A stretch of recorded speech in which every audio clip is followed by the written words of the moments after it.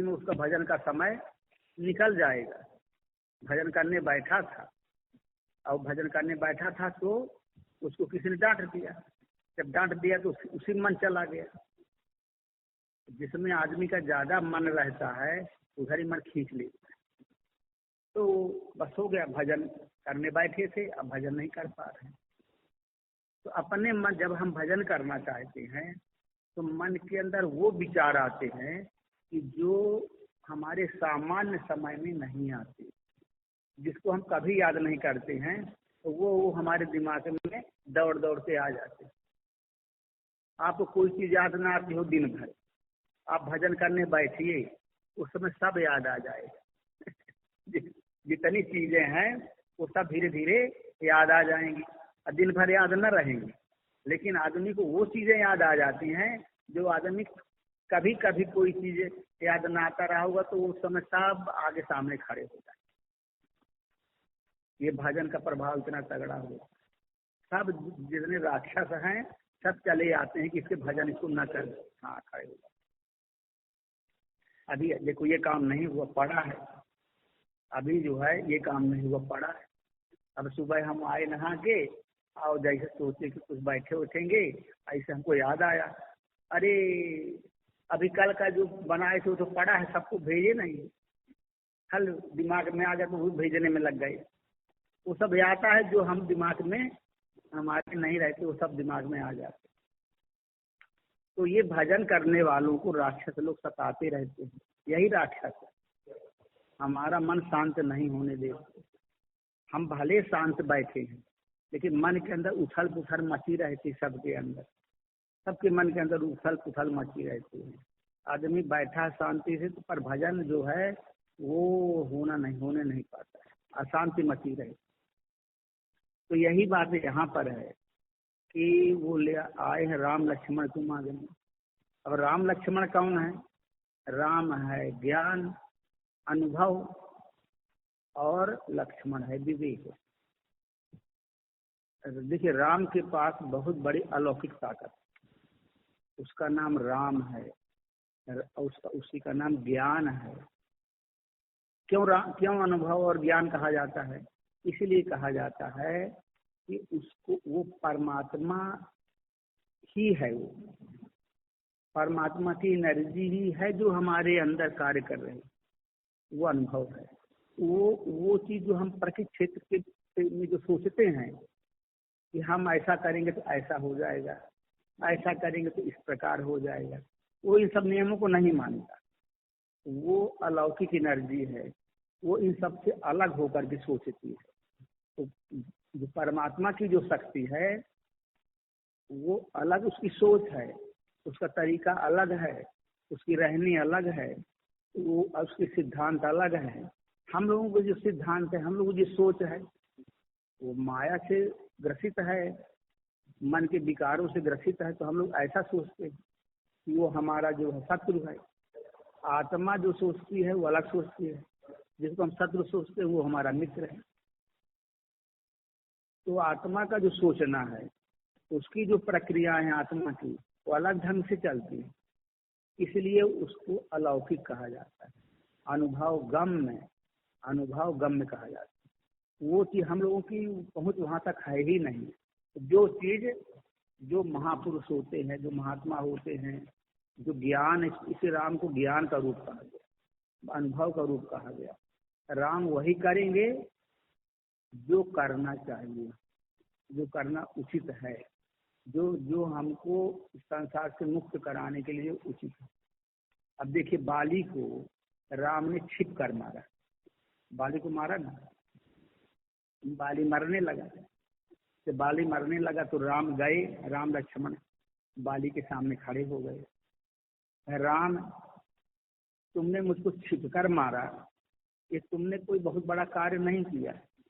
अरे मेरे सामने से आगे मुझको मारते तब मैं जानता हूँ कि तुम बहादुर हो। मुझको छिप कर मारे तो कौन बड़ाई। अब बताओ, मेरा ये छोटा भाई जो भगोड़ा है ये मेरे डर से जंगल में छिप गया, छिपा हुआ था, और तुमने इसका साथ दिया। अरे तुमको सीता चाहिए थी, तुमको अपनी पत्नी चाहिए थी तो हमसे बताते, हम तो रावण से वैसे जाके छुड़ा लाते, तो 6 महीने तक अपन कखरी में दबाए रहे। वो मैं बाली हूँ। अब बताओ, तुमने मुझको मारा, मैंने कौन सा दोष किया था? मेरा क्या दोष था? मुझको क्यों मारे? तो राम बिल्कुल वो हो गए, चुप हो गए। कहे पुत्र बधू भगनी सुत नारी, पुत्र बधू भगनी बहन, पुत्र की स्त्री और ना, और भगनी सुत नारी, सुत की माने लड़के की पत्नी, बहन और पुत्र पुत्र बधू भगनी सुत नारी। और इनको नहीं इनके साथ में गलत कार्य नहीं करना चाहिए, है क्या? इन्हीं कुदृष्टि बुलोका जो साई बधे का जो पाप न हो। इनको जो कुदृष्टि से देखता है, गलत नजर से देखता है, उसको मारने में कोई पाप नहीं लगता। तो उसने कहा वो बाली ने कि भगवान, उनको हम तो बंदर जाति के, ये सब नियम मनुष्य जाति में लगते हैं। हाँ, कि इनको कुदृष्टि न देखा जाए। अरे हम लोग दिन भर यही करते हैं। हमारे लिए कोई पाप वाप नहीं, हम लोग बंदर जाति के, हमारे में कौन ये नियम लगता है? ये तो मनुष्य जाति के नियम है, आपके लिए नियम होंगे, मेरे में कोई नियम नहीं लगता। तो फिर राम चुप हो गए। लेकिन राम है कौन? राम अनुभव गम्य है, जानते हैं कि बाल ही सब, बाल ने जो कर्म है यही हमारा बंधन का कारण। कर्म को नहीं मारेंगे तो संसार सागर को जीत नहीं सकते। कर्म के द्वारा ही हम लोग संसार में फंसे हैं। इसे कर्म को मूल से खत्म करना पड़ेगा। इसलिए अनुभव गम्य थे, इसलिए उन्होंने मारा। उसके बिना मारे आगे गाड़ी बढ़ेगी नहीं। जो सुग्रीव है वो सूरत है जो हमारी भगवान में लगी हुई। जो बाली है वो सूरत है जो हमारी सब जगह लगी हुई है। बाली मतलब वो सूरत है जो हमारी संसार में लगी हुई, संसार का अनुभव करती, वो सूरत है। तो वो सूरत क्या होती है? हमें संसार में ले जाके गिराती है, वो बाली है। तो संसार में जब हमारी सूरत लगी रहती है तो संसार की सूरत क्या करती है कि जब किसी वस्तु को हम देखते हैं, जैसे मान लो कोई अच्छा भोजन बना है और ना देखो तो कुछ नहीं लगेगा, ना देखो अगर भोजन को तो कुछ नहीं मालूम। अब देखेंगे तो देखने से हमारी आधी ताकत वो चीज खींच लेगी। हमने देखा आंखों से कि वहाँ देखो समोसा बन रहा है, तो समोसा ने हमारी ताकत को खींच लिया। अब हमारे मन में आ गया कि यार खा लेते दो तो फिर चलते, यहाँ खींच लिया ना हमारी ताकत। देखते ही आधी जो कर्म होता है वो अपनी हमारी आधी ताकत को खींच लेता। तो खींच लेता है तो हमारी ताकत कमजोर हो जाती है, हमसे जीत जाता है। किसी का मन ना हो कोई कार्य करने, गलत कार्य करने का, और अगर उधर देख लेता है, इंद्रियां उधर आकर्षित हो जाती हैं और आदमी गलत कार्य कर बैठता है। यही तो बाली है। तो राम ने कब कैसे मारा?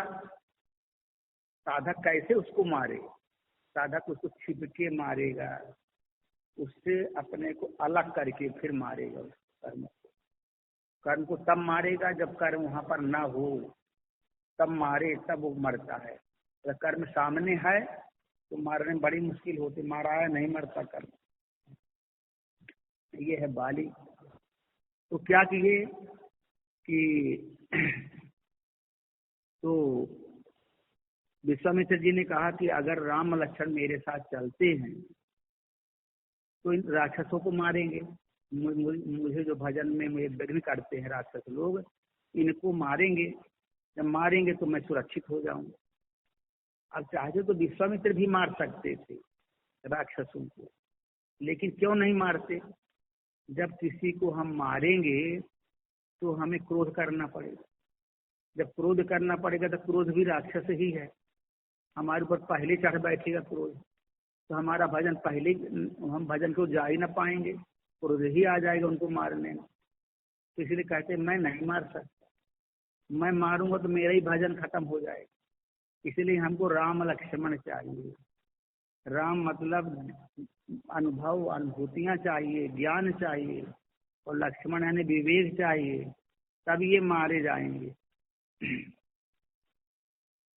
तो अब क्या कहते हैं दशरथ जी, देहु भूप मन हर्षित, तजहु मोह अज्ञान, धर्म सुजस प्रभु तुम कहूँ, इनका अति कल्याण।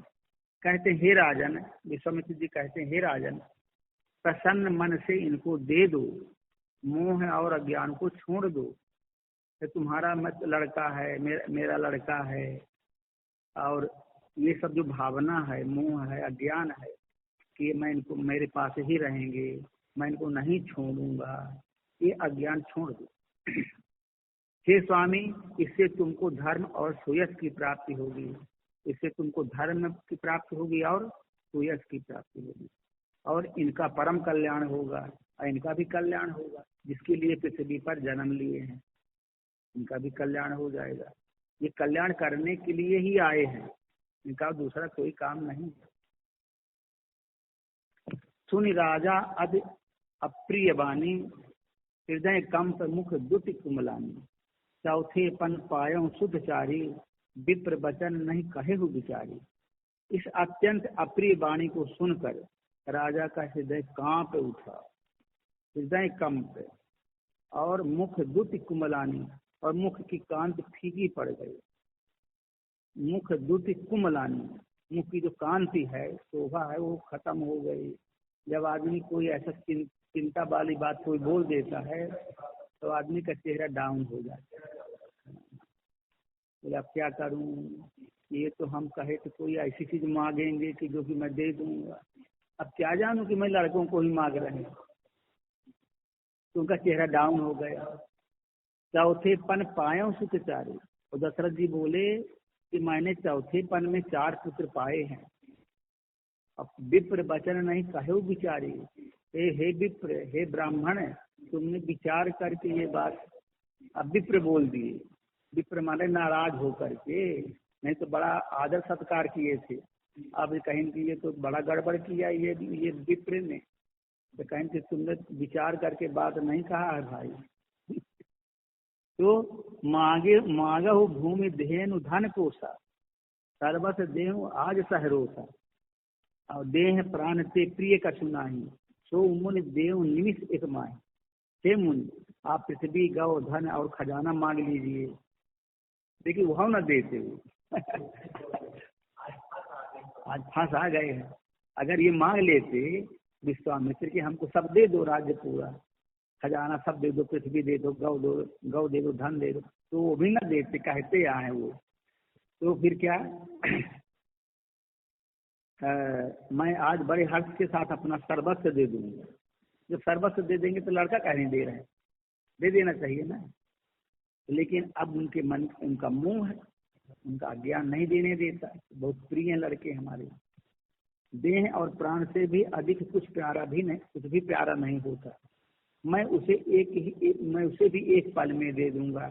आप कहे भर दीजिए, मैं एक पल में सब दे दूंगा, पूरा खजाना, आप पृथ्वी गौ धन खजाना और प्राण और देह, मैं सब कुछ देने को तैयार। सब सुत प्रिय मोहि प्राण की नाई, राम देत नहीं बनई गोसाई। कह निश्चर अति घोर कठोरा, कह सुंदर सुत परम किशोरा। कहते हैं सब सुत प्रिय मोहि प्राण की नाई, सभी पुत्र मुझे प्राणों के समान प्यारे हैं, प्राणों के समान प्यारे, बड़े मुश्किल से पैदा हुए थे। उनमें भी हे प्रभु, राम को तो किसी प्रकार देते नहीं बनता, और तो भला अगर मांगेंगे लक्ष्मण शत्रुघ्न घर को दे भी सकता, राम को नहीं दे सकता। कहाँ अत्यंत डरावने और क्रूर राक्षस, कहाँ कितने भयानक राक्षस हैं, और कहाँ जो है परम किशोर अवस्था के बिल्कुल सुकुमार मेरे सुंदर पुत्र हैं, उनको मैं कैसे दे दूं। डगमगा गई मामला, तो मैं कैसे करूंगा, ये तो बड़ा मामला टेढ़ा पड़ेगा। तब फिर विश्वामित्र जी कहते हैं कि सुन नृप गिरा प्रेम रस सानी, हृदय हरस माना मुनि ज्ञानी, तब वशिष्ठ बहुविध समझावा, नृप संदेह नाश कह पावा। तब उन्होंने कहा कि ये तो राजा का भाई बड़ा विचित्र वाणी निकल रही है, ये तो देने को तैयार ही नहीं है, और कल्याण इन्हीं से होना है सबका। ये तो परब्रह्म परमात्मा है, जन्म लिया है, लेकिन ये अज्ञान बस दशरथ जी दे नहीं रहे हैं। तो ये बात समझते थे वशिष्ठ जी। वशिष्ठ जी परम ज्ञानी थे, तो उनको समझाए कि इनको समझाने से काम नहीं चलेगा। ये तो इनके कुल गुरु वशिष्ठ जी हैं, इनको समझाया जाए। तो सुन नृप गिरा प्रेम रस सानी, हृदय हरस माना मुनि ज्ञानी। तो प्रेम में सनी रस में सनी हुई राजा की वाणी सुनकर ज्ञानी मुनि विश्वामित्र जी ने हृदय में बड़ा हर्ष माना। हर्ष माने का मतलब हुआ जब किसी से कोई चीज लेना होता है, उसकी बात में बात को मिलाना पड़ता है। ऐसा नहीं कि हम विरोध करके ले लें। तो बस विश्वामित्र ने कहा कि राजन आप ठीक कहते हैं, आपके प्यारे पुत्र हैं, 4 तो बड़े मुश्किल से पैदा हुए, और आप बिल्कुल ठीक कहते हैं कि भाई ये तो सही बात है कि अपने प्यारे अपने प्राण प्रिय पुत्रों को मैं कैसे दे दूं। आप बिल्कुल सही बात कह रहे हैं। उन्होंने तो विरोध नहीं किया। अब विरोध करते तो उसी समय वो कहते थे हम नहीं देंगे, क्या करोगे, जाओ अपन। तो उन्होंने ऐसा वाणी बोला कि हर्षित कर दिया। तब वशिष्ठ जी ने राजा को बहुत प्रकार से समझाया, जिससे राजा का संदेह नाश को प्राप्त हुआ। तब वशिष्ठ बहुविध समझावा। तो वहीं पर वशिष्ठ जी थे, तो वशिष्ठ जी सब बात सुन रहे थे। तो उन्होंने कहा कि भाई वशिष्ठ जी आप इनको समझा दीजिए, दशरथ जी को सब बात राजा को समझा दीजिए। तो उनको सब प्रकार से समझाया। वशिष्ठ जी ने कि राजन ये कोई मनुष्य नहीं है, ये परब्रह्म परमात्मा है। ये इसीलिए भूमि पर धरती पर अवतार लिए हैं कि राक्षसों का नाश करने के लिए। इनका कुछ नहीं बिगड़ाएगा, इनको कोई मार नहीं सकता। तो इनको दे दो, तभी समझो तुम्हारा भी कल्याण है, इनका भी कल्याण है। इनको राम अभी नहीं बन पाए हैं, इनको राम को राम बनाने के लिए ले जा रहे हैं विश्वामित्र, जिससे राजा का संदेह जो है वो दूर हो गया। उनके जो अंदर के नेत्र हैं खुल गए कि ये तो महापुरुष, ये राम जो है ये तो परमात्मा के रूप हैं, और ये राक्षसों को वध करने के लिए पृथ्वी पर अवतार लिया है।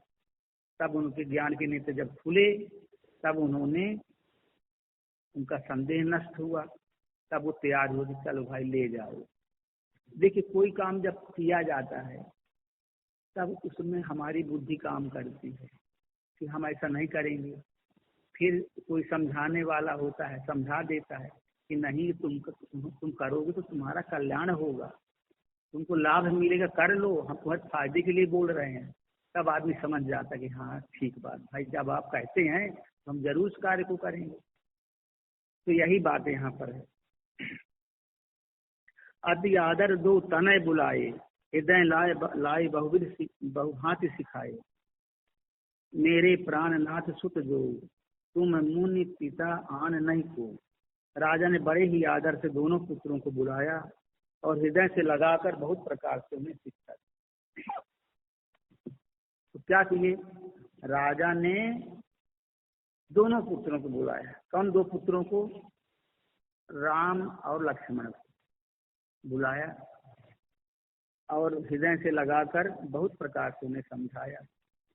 क्या समझाए होंगे कि बेटा संभल के जाना, तुमको ये महात्मा जी राक्षसों से लड़ाने के लिए ले जा रहे हैं, तो बहुत तुमको सावधानी से कार्य करना पड़ेगा, और जो ये कहें वही करना पड़ेगा, इधर उधर तुम न करना, गड़बड़ी न करना।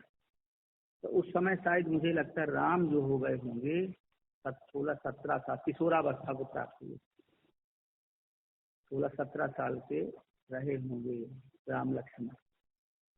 तो कहें ये और उन्होंने कहा, फिर कहा, हे नाथ ये दोनों पुत्र मेरे प्राण हैं, हे मुनि आप ही इनके पिता हैं, दूसरा कोई नहीं। तो जब उनको समर्पण किए विश्वामित्र जी को, तब बोले कि ये दोनों मेरे प्राण हैं। आप ही इनके पिता हैं, दूसरा कोई नहीं है। अब मैं आपको समर्पित करता हूँ और आप इनकी रक्षा भी करिए, इनसे जो भी काम आपको करवाना हो करवाइए, मैं आपको समर्पित कर रहा हूँ। सौंपे भूप ऋषि सुत बहुविध देई आशीष, जननी भवन गए प्रभु तले नाई पद शीश। राजा ने बहुत प्रकार से आशीर्वाद देकर पुत्रों को ऋषि के हवाले कर दिया। राजा ने पुत्रों को आशीर्वाद दिया और ऋषि के हवाले कर दी कि जाइए भाई, अब ले जा रहे हैं आप लोग, जाओ। फिर प्रभु माता के महल में गए, तो माँ कौशल्या के यहाँ गए, उनके चरणों में सिर नवाकर प्रणाम करके फिर ऋषि के साथ विश्वामित्र मुनि के साथ में चल दिए। तो है क्या चीज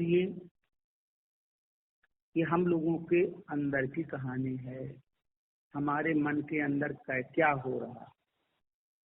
तो जब हमारे अंदर राक्षस लोग भजन नहीं करने देते, तब हमारा विश्वास डगमगाने लगता है, विश्वास कार्य नहीं करता। जब विश्वास नहीं बढ़ता आगे भगवान में, तब फिर हम लोग क्या सोचते हैं, हम लोग सोचते हैं कि भाई अगर हमारे पास अनुभव और विवेक नहीं जागृत होगा तो हम भजन नहीं कर पाएंगे। तो फिर दसों इंद्रियां जो है दशरथ है, राजा दशरथ के पास जाते हैं। यानी दशरथ मतलब जो हम सेवा करते हैं, सेवा करते हैं, हम आश्रम में रहकर गुरु भगवान की आज्ञा के अनुसार चलते हैं, सेवा करते हैं।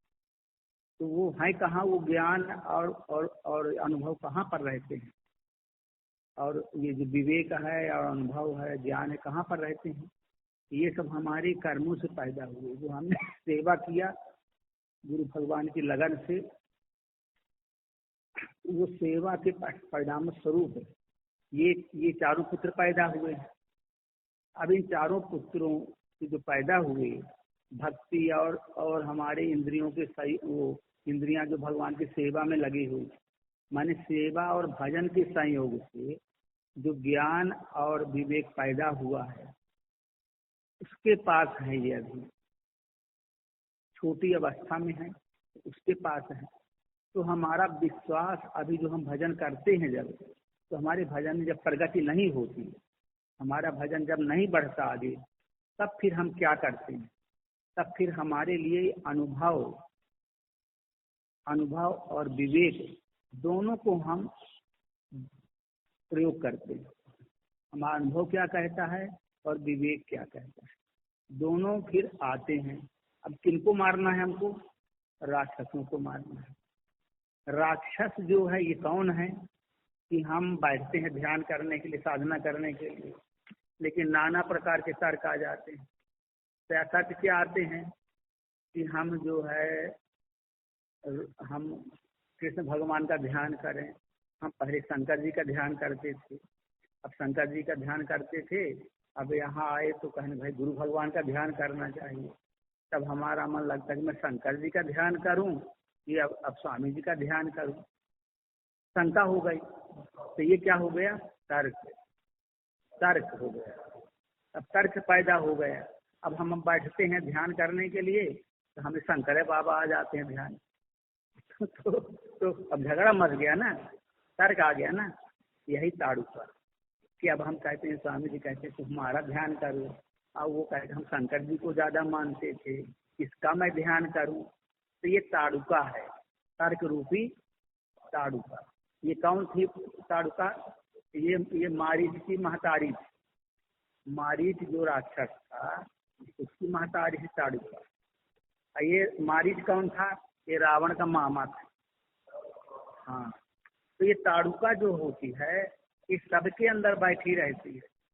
कोई भी जब हम किसी महात्मा के पास जाते हैं, तब जो है हम जल्दी उनकी बात को नहीं मानते। उनकी कितना भी समझाएंगे तो कहें भाई जिनको हम मानते हैं उनको मानेंगे, हम कैसे उनकी बात को माने। कोई देवी की पूजा करते हैं, कोई देवता की पूजा करते हैं, कोई कृष्ण की पूजा करते हैं, कोई राम की पूजा करते हैं, कोई किसी की पूजा करते हैं। वो अपने धर्म में अड़े हुए हैं, हम उसी को मानेंगे, इनको क्यों माने। तो जब स्वामी जी अनसुईया जी आए, गुरु महाराज जी अपने अनसुईया आश्रम में आए, परमहंस महाराज जी की सेवा में उनकी शरण में आ गए, तो परमहंस महाराज जी ने कहा कि तुम मेरा ध्यान करो।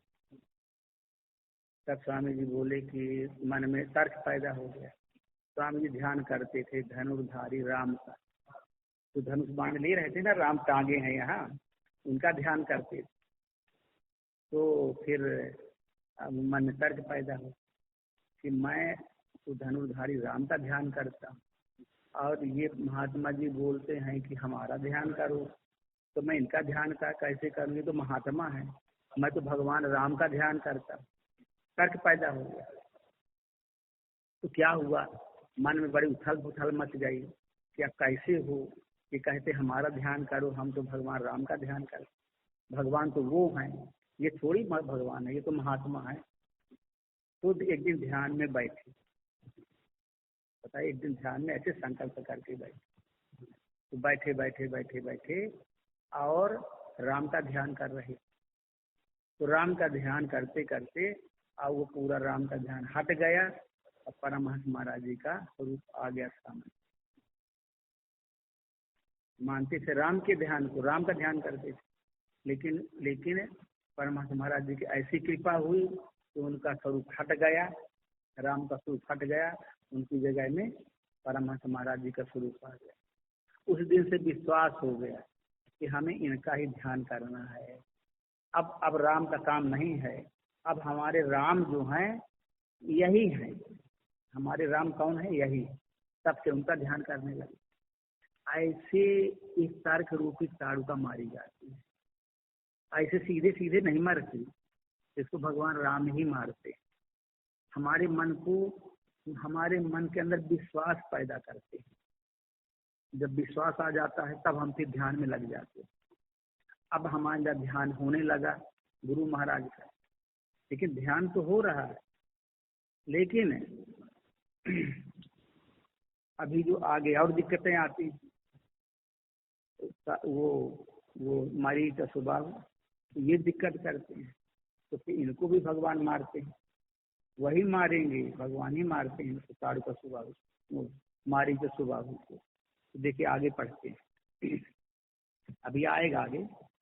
सौंपे भूप ऋषि सुख बहुविध देई आशीष, जननी भवन गए प्रभु चले नाई पद शीश। राजा ने बहुत प्रकार से आशीर्वाद देकर पुत्रों को ऋषि के हवाले कर दिया। फिर प्रभु माता के महल में गए और उनके चरणों में सिर नवाकर चले। तो जो अपने अंदर भक्ति होती है, जो अपने अंदर माने भजन होता है, साधना होती है, ये सब भक्ति को लेकर के होती है। अगर भक्ति अपने अंदर नहीं है तो हम भजन भी नहीं कर सकते।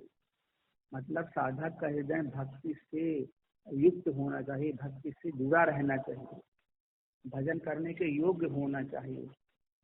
अगर भक्ति नहीं तुम्हारा भजन भी नहीं होगा। इसलिए माता को मानना पड़ता है, जहाँ से हमारा साधना करने का शुरुआत हुई है, वो भक्ति को हमें साथ में लेके चलना पड़ता है। यहाँ पर जितनी सेवा करो, आरती करिए, कीर्तन करिए, सत्संग करिए, और जो है ज्ञान की जो बातें हैं उसको सुनते जाइए, तब ये भक्ति है, ये सब मिला के।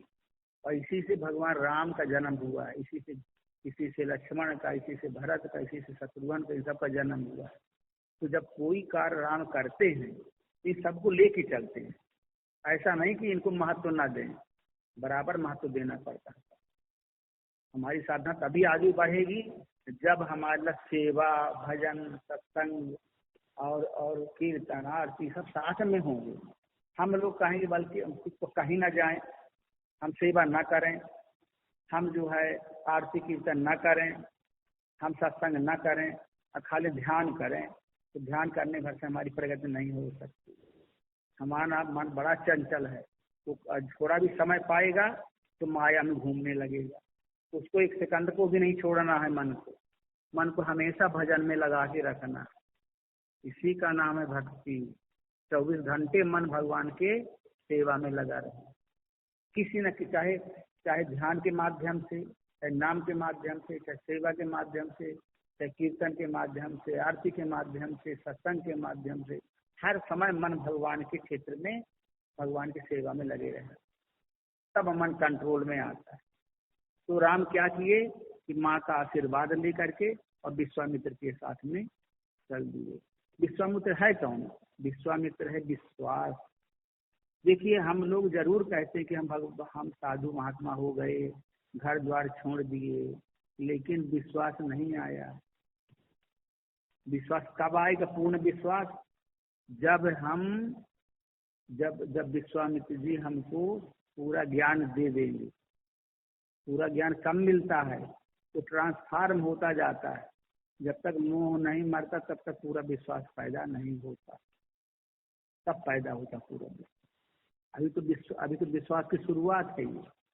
फिर आगे अगस्त मुनि मिलते हैं, उसका पूरा ज्ञान, नाभि का ज्ञान देते हैं। फिर आगे रावण को मारते हैं, तब जाके पूरा विश्वास पैदा होता है। तो ये है बहुत कठिन चीज है। मैं तो हूँ विश्वास में, ना मैं जप में, ना मैं तप में, नहीं व्रत उपवास में, ना मैं क्रिया कर्म में रहता, ना श्वासों की श्वास में। तो मैं कहीं नहीं रहता। कहाँ रहता हूँ मैं? विश्वास में। जब आदमी को पूर्ण विश्वास पैदा हो जाए परमात्मा के प्रति, तब फिर वो महात्मा बनता है। सही विश्वास पैदा हो जाए। तो पुरुष सिंह दो वीर, हरसि चले मुनि भय हरन, कृपा सिंधु मति धीर, अखिल विश्व कारण करन। पुरुषों में सिंह रूप दोनों भाई, राम लक्ष्मण मुनि का भय हरने के लिए प्रसन्न होकर चले। वे कृपा के समुद्र, धीर बुद्धि और संपूर्ण विश्व के भी कारण हैं। अब राम और लक्ष्मण, वो तो अलौकिक शक्तियां हैं। ये तो साधक के अंदर पैदा हो गई। जब साधक साधना करेगा तो पहले साधक कमजोर, जिस दिन राक्षस थे तब हावी हो जाते। यहाँ ध्यान में बैठा, कहाँ कौन आ गया? ताड़ुका आ गई। फिर कौन आ गया? सुबाहु आ गया। फिर कौन आ गया? मारीच आ गया। ये उसको डिस्टर्ब करते हैं साधक। अब उसने सहारा ले लिया भगवान की शरण में चला गया, गुरुदेव भगवान की शरण में चला गया। तो गुरुदेव भगवान क्या करते हैं? गुरुदेव भगवान अंतःकरण में पैदा हो जाते हैं। अब पैदा हो करके अब इन राक्षसों को मारेंगे, क्योंकि साधक मारने में समर्थ नहीं है। उन राक्षसों को मारेंगे भगवान। तो क्या करते हैं आगे? अरुण नयन उर बाहु विशाला, नील जलज तम श्याम तमाला, कटि पट पीत कसे बर भाग, रुचिर चाप सायक दुह हाथ। भगवान के लाल नेत्र हैं, चौड़ी छाती और विशाल भुजाएं हैं, नील कमल और तमाल के वृक्ष की तरह श्याम शरीर है, कमर में पीतांबर और सुंदर तरकस कसे हुए, दोनों हाथों में सुंदर धनुष बाण लिए हुए। अब बताइए, भगवान के स्वरूप का जो वर्णन किया गया, तो भगवान के लाल नेत्र हैं। लाल, किसी का नेत्र लाल हो तो बहुत क्रोधी माना जाता है कि बड़ा क्रोधी है। किसी का लाल लाल नेत्र अगर देख खून बाहर तो कहें भाई बड़ा क्रोधी। जब आदमी क्रोध आता है तब आंखें लाल हो जाती। तो भगवान के नेत्र कैसे थे? लाल। स्वामी जी ने अरुण नयन, अरुण माने लाल नेत्र, चौड़ी छाती, विशाल भुजाएं, अनिल कमल के दृश्य की तरह श्याम शरीर है। मतलब ये है कि भगवान का जो स्वरूप है ये ऐसा बनाया, ऐसा इन्होंने वर्णन किया है कि अब वो राक्षसों से लड़ने के लिए जाएंगे ना। तो जब आदमी राक्षसों से लड़ने के जाता है तो उसका वैसे स्वरूप बन जाता है। तो अभी लाल स्वरूप, लाल उनकी आंखें हैं कि मैं देखी हूँ तो मार देंगे हूँ। हाँ, भगवान ऐसे हैं, राक्षसों को मारने के लिए जा रहे हैं, एकदम क्रोध से भरे हुए हैं। कौन सा राक्षस जो मेरे सामने आता है, अब मैं उसका भी मार दूंगा तो मर जाए। तो वो इस प्रकार से शरीर उनका बना। और अब चौड़ी छाती है, माने आदमी छाती चौड़ी करके चलता कि हाँ देखेंगे जो कोई आएगा। और विशाल भुजाएं हैं, बड़ी बड़ी भुजाएं हैं, लड़ने के लिए तैयार हैं वो। नील कमल और तमाल के समान है, वृक्ष की तरह श्याम शरीर है उनका, इनका श्याम शरीर है। पीताम्बर, कमर में पीताम्बर और सुंदर तरकस कसे हुए। अब इसमें जो इन्होंने कहा तमाल के वृक्ष की तरह श्याम शरीर है, तो श्याम शरीर का मतलब लिया गया है आकाश। आकाश, आकाश जैसा शरीर, आकाशवत शरीर है, दिखाई सुनाई नहीं पड़ती। जो हम वर्णन कर रहे हैं, अगर कोई साधक ये समझे कि भगवान श्याम शरीर के मतलब श्याम श्याम रंग के होंगे, सामले रंग के होंगे, ऐसा न समझ लेना। श्याम का मतलब कि दिखाई सुनाई नहीं पड़ते, आकाश जैसे हैं। आकाश जैसे मतलब ये आंखों से नहीं देखते, नहीं दिखाई पड़ते, वो मन के अंदर रहते हैं भगवान, बाहर नहीं है। तो श्याम शरीर है उनका, आकाश जैसा शरीर है, वो दिखाई उखाई नहीं पड़ते आंखों से। कमर में पीताम्बर और सुंदर तरकस लिए हुए। कमर में क्या पहने? पीताम्बर, पीताम्बर, पीताम्बर पहने हैं। उनके वस्त्र कैसे हैं? पीताम्बर पहने। मतलब कि क्या हुआ, उनके जो उनका जो आवरण है वो पीताम्बर जैसा है, जैसे पीत अंबर होता है। अंबर मतलब आकाश जैसा, पीले आकाश जैसा।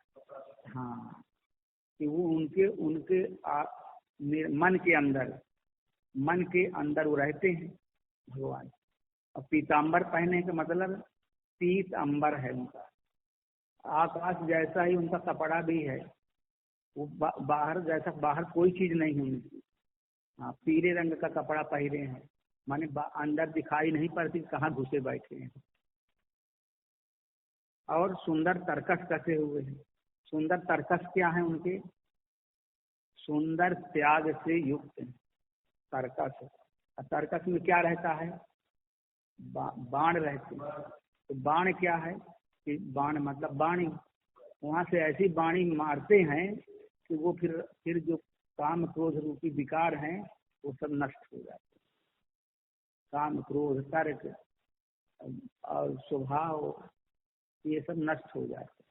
देखिए, जो वाणी अनुभव से आती है वो वाणी इतनी पावरफुल होती है कि ये संसारिक सभी चीजों को काट देती है। वो ऐसा वाणी है, वो उसमें ऐसे बाण भरे हुए हैं। और बाण कहाँ से निकलते हैं? तो त्याग रूपी तर्कस से। तो परम त्यागी हैं। परमात्मा कैसा है?